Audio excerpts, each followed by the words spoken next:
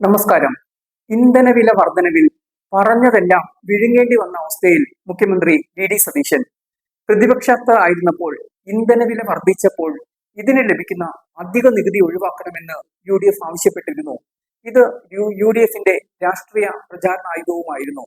ഇക്കുറി യു.ഡി.എഫ് അധികാരത്തിൽ വന്നപ്പോൾ ഇന്ധനവിലയിലെ അധിക നികുതി ഒഴിവാക്കണമെന്ന് പ്രതിപക്ഷം സഭയിൽ ആവശ്യപ്പെട്ടു.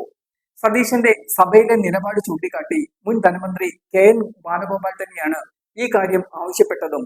അധിക നികുതി കുറയ്ക്കുന്നത് മര്യാദയാണ്. 150 കോടി വരെ ഖജനാവിലേക്ക് പ്രതിമാസം വരുന്നു. ഇത് കുറയ്ക്കാവുന്നതാണെന്നാണ് ബാലഗോപാൽ പറഞ്ഞത്. എന്നാൽ അധിക നികുതി ഒഴിവാക്കില്ലെന്നായിരുന്നു മുഖ്യമന്ത്രിയുടെ മറുപടി.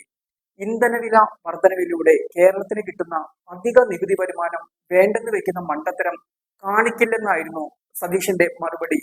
ബാലഗോപാൽ കൊണ്ടുവന്ന അടിയന്തര പ്രമേയ നോട്ടീസിന് മറുപടി നൽകുമ്പോഴാണ് ഈ കാര്യം മുഖ്യമന്ത്രി വ്യക്തമാക്കിയത്. പ്രതിപക്ഷ നേതാവ് പിണറായി വിജയനും പ്രശ്നത്തിൽ ഇടപെട്ടു.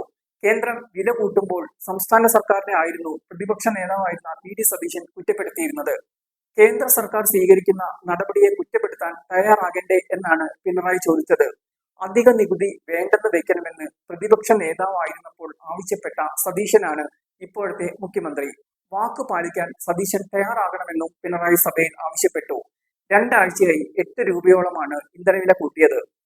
അധിക നികുതി വരുമാനമായി സംസ്ഥാനത്തിന് 1200 കോടി രൂപ കിട്ടുകയും ചെയ്യും. അധിക നികുതി വേണ്ടെന്ന് വെച്ചാൽ ലിറ്ററിന് 2.5 രൂപയോളം കുറയും. ഇത് മനസ്സിലാക്കിയാണ് പ്രതിപക്ഷം ഈ ആവശ്യം ഉന്നയിച്ചത്. പ്രതിപക്ഷത്തായിരിക്കുമ്പോൾ ഒരു നിലപാടും ഭരിക്കുമ്പോൾ മറ്റൊരു നിലപാടും എന്ന ആക്ഷേപമാണ് ഇപ്പോൾ സതീശനെതിരെ ഉയരുന്നത്.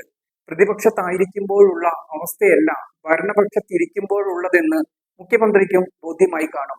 എന്തായാലും പ്രതിപക്ഷം പ്രക്ഷോഭത്തിന് തന്നെയാണ്. നാളെ ഇന്ധനവില വർധനവിൽ എതിർപ്പുമായി പ്രതിപക്ഷം പ്രക്ഷോഭത്തിനിറങ്ങുകയാണ്.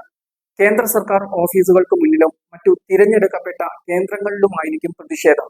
എന്തായാലും ഇന്ധനവില വർധന LDF രാഷ്ട്രീയം ആയുധമാക്കുക തന്നെയാണ് ചെയ്യുന്നത്.